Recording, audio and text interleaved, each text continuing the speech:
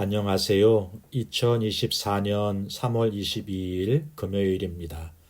오늘 함께 묵상하실 말씀은 마가복음 14장 1절부터 11절까지의 말씀이고요. 제목은 살해 음모와 장례 준비입니다. 네, 마가복음은 이제 종말의 이야기에서 예수님의 죽음에 대한 이야기로 이어집니다. 예수님의 죽음에 대한 이야기의 첫 번째는 예수님을 죽이려고 하는 자들의 음모로 시작이 되어 그리고 은 30에 예수님을 파는 유다의 이야기로 구성이 됩니다. 그런데 이 음모 이야기 가운데 한 이야기가 삽입이 되어 바로 이름 없는 한 여인이 예수님께 향유를 부어드리는 이야기이죠. 이 이야기는 네 복음서 모두에 기록되어 있는 말씀이잖아요. 그만큼 의미가 있다는 말씀이겠죠. 본문을 함께 보겠습니다. 첫 번째 단락은 1절과 2절이라고 할 수 있는데요. 유대 지도자들이 예수님을 죽이려고 흉계를 꾸밉니다. 때는 6월절 절기 때고 장소는 예루살렘이고 수많은 사람들이 자신들을 애굽에서 구원하신 하나님을 예배하고 6월절 어린 양으로 오실 그리스도를 소망하면서 지키는 6월절과 무교절 절기를 지킬 때에 종교 지도자들은 그 예수님을 죽이려고 하는 아이러니한 일이 펼쳐지고 있는 것입니다. 단지 자신들의 기득권을 지키고 예수님이 자신들의 마음에 들지 않는다는 이유로 예수님을 죽이려고 하는 것이죠. 흉계를 꾸민다 하는 말씀을 새번역 성경은 어떻게 속임수를 써서 죽일까 궁리했다 이렇게 번역합니다. 예수님에게서 어떤 흠도 티도 찾을 수 없었기 때문이에요. 그래서 속임수를 써서라도 죽이고자 했던 것입니다. 그런데 죽이고는 싶은데 사람들이 두려워서 행동하지는 못한 거죠. 두 번째 단락은 다른 이야기가 이렇게 삽입이 되어 있다고 말씀드렸잖아요. 바로 향유를 드린 이름 없는 한 여인의 이야기예요. 장소는 예루살렘에서 3km쯤 떨어진 베단이고요. 시몬의 집입니다. 시몬은 문둥병에 걸렸을 때 예수님을 만나서 치료받은 인물입니다. 예수님은 제자들과 그 시몬의 집에 모여 식사를 하고 있을 때 한 여인이 옥합을 깨트리고 향유를 예수님 머리에 부어드린 거예요. 마가는 이 여인의 이름을 공개하지 않지만 요한복음은 이 여인의 이름을 마르다의 자매 마리아다 이렇게 밝힙니다. 이 사항을 바라보면서 사람들의 반응이 각기 달랐어요. 어떤 사람은 화를 내요. 왜냐하면 값진 향유를 허비했다고 생각했기 때문입니다.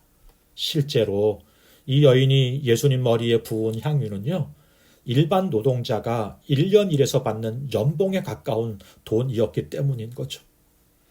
마가는 어떤 사람들이라고 기록하지만 마태는 제자들이라고 기록하고 있고 요한복음은 가론 유다다 밝히고 있습니다. 마가가 어떤 사람들이라고 기록한 것은 아마도요, 그 자리에 있던 대부분의 사람들이 그렇게 생각했다고 하는 것을 밝히고 싶었지 않았을까 생각해 보게 돼요. 유대 지도자들은 예수님을 죽이려고 하고 있고 제자들은 향유의 값어치를 논하면서 그 돈을 어찌 쓸까를 계산하고 있고 그 중에 어떤 제자는 자신의 바람대로 예수님을 통해 얻을 게 없다고 생각하고 팔아버릴 생각을 하고 있을 때 이름 없는 한 여인만이 예수님께 값비싼 향유, 순전한 나드 한 옥합을 깨뜨려서 예수님께 드린 것입니다. 오늘 우리는 어떻게 반응합니까? 내 기득권을 지키기 위해 내 마음에 들지 않는 사람들을 어떻게 공격하고 쳐낼 수 있을까 생각하고 있지는 않은지요. 또 행동하지는 않으면서 그렇게 행동하는 사람들을 헐뜯고 핀잔을 주고 실수와 실책을 찾으려고 하고 있지는 않은지요. 반대로 작지만 내가 할 수 있는 일을 생각하고 생각을 넘어서 희생과 사랑을 행동으로 실천하면서 살아가고 있는가 살펴봐야 하겠습니다. 그리고 우리는 마지막에 있는 것처럼 작지만 행동하는, 순종하는, 헌신하는 실천하는 삶을 살아가는 그 여인과 같은 믿음의 사람이 될 수 있었으면 좋겠다 소망해 봅니다. 예수님께서는요, 사람들이 이 여인을 책망할 때 말씀하시길 가만히 두어라, 그를 괴롭히지 말라 말씀하십니다. 그리고 그가 내게 좋은 일을 하였다 말씀하시죠. 새번역 성경은 그가 내게 아름다운 일을 했다 번역합니다. 가난한 이들을 돕는 것도 좋은 일입니다. 아니, 꼭 해야 될 일입니다. 그러나 지금은 예수님의 마지막을 준비할 때잖아요. 여인은 자신이 하는 일이 이렇게까지 중요한 일인지 몰랐어요. 그런데 우리의 이런 작은 헌신을 통해서 이 위대한 역사를 만들어 가시는 것을 보여주시는 것입니다. 예수님께서 이 땅에 오신 목적은 분명해요. 병 고치고 눈먼 자를 보게 하고 안진뱅이를 일으키는 일도 중요한 사역 중의 하나이지만 궁극적인 목적은요, 십자가의 죽음과 부활을 통해서 영혼을 구원하고 창조의 질서를 회복해야 하는 것입니다.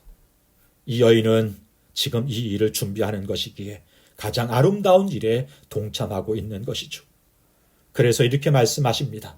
8절과 9절이에요. 그는 힘을 다하여 내 몸에 향유를 부어 내 장례를 미리 준비하였느니라.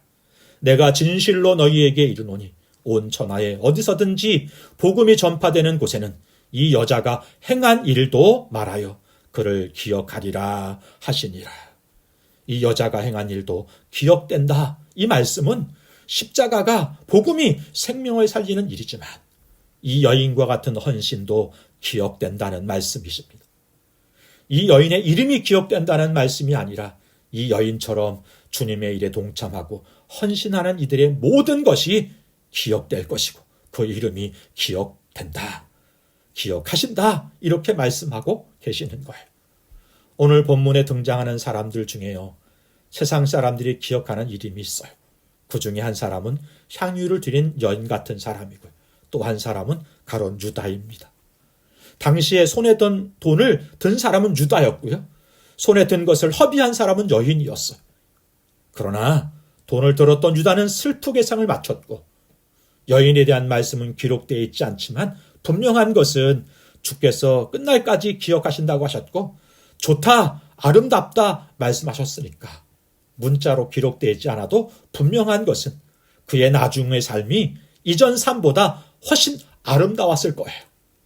바라기는 보혈의 가치를 알고 우리에게 주어진 것에 연연하지 않고 할 수 있는 대로 주의 부르심에 순종하고 헌신의 삶을 살아가는 우리 모두가 될 수 있기를 주님의 이름으로 축복합니다.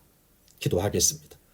좋으신 하나님 아버지, 우리가 가진 것에 연연하지 않게 하시고 믿음으로 주께 드리고 주의 길을 준비하는 삶을 살면서 부르심에 순종하고 헌신함으로 주께 기억되는 자가 되게 하옵소서. 예수님의 이름으로 기도하옵나이다. 아멘.